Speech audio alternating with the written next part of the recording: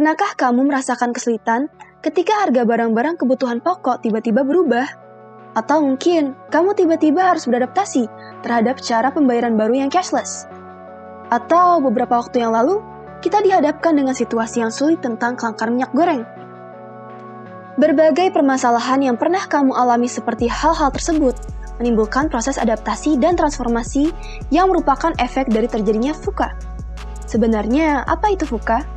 VUCA terdiri dari huruf V, U, C, dan A yang merupakan akronim dari Volatility, Uncertainty, Complexity, dan Ambiguity. Sederhananya, VUCA adalah anomali, ketidakpastian, kerumitan, dan juga ketidakjelasan. VUCA didasari dengan adanya disrupsi yang cukup kuat, terutama dari perubahan perilaku konsumen yang dipengaruhi dengan kecepatan teknologi. Adanya kendala dan hambatan yang terjadi akibat VUCA merupakan bagian yang tidak akan terelakkan dari dunia bisnis maupun perdagangan. Lalu, bagaimana VUCA ini dapat terjadi? Berikut adalah penjelasannya.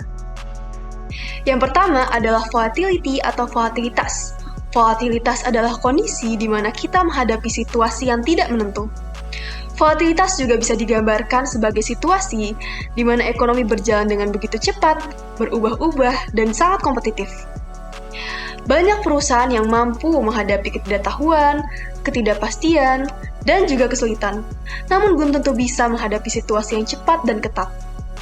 Situasi ini dapat terjadi ketika adanya disrupsi teknologi seperti internet dan juga teknologi penerapan lainnya. Dengan kata lain, adanya volatilitas mengharuskan kita untuk menerapkan teknologi untuk mempermudah dan mempercepat produktivitas. Uncertainty atau ketidakpastian adalah ketika kita telah mengetahui hubungan sebab akibat, namun kita belum tahu apa yang harus kita lakukan. Contoh uncertainty dalam dunia perdagangan adalah ketidakpastian harga komoditas di masa depan. Complexity, situasi di mana kita akan menemui kesulitan dalam menjalankan kegiatan usaha. Situasi ini terjadi jika kita sudah mengetahui hubungan sebab akibat dan juga sudah memperoleh banyak informasi, namun kita kesulitan dan tidak memiliki sumber daya yang mumpuni. Sedangkan untuk yang ambiguity, pada tahap ini kita dihadapkan dengan ketidaktahuan terhadap hubungan sebab akibat yang terjadi di dunia perdagangan. Cara menghadapi ambiguity yaitu berani untuk membuat suatu hal yang baru dan menetapkan visi. Sebagai contoh, beberapa waktu yang lalu, harga komoditas dunia terutama minyak nabati sedang naik di luar negeri.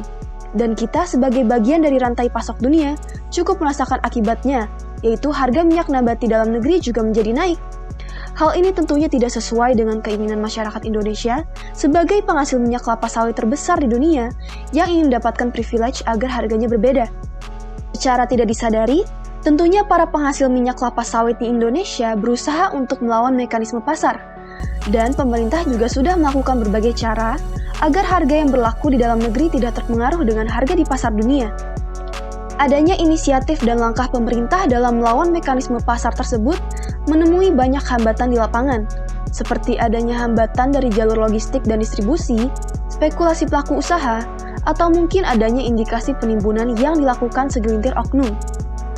Langkah awal pemerintah dalam menanggulangi hambatan tersebut adalah dengan membangun kembali jalur logistik dan distribusi dengan menggunakan pemanfaatan teknologi. Dalam hal ini, semua dikontrol oleh aplikasi teknologi digital, sehingga semua proses yang terjadi di lapangan menjadi transparan dan mudah untuk dilakukan pemantauan. Proses digitalisasi ini diterapkan dari proses awal hingga produk sampai ke tangan konsumen. Dengan demikian, hambatan demi hambatan dapat diketahui dengan cepat, baik dari tahap CPO, minyak goreng, hingga proses distribusi.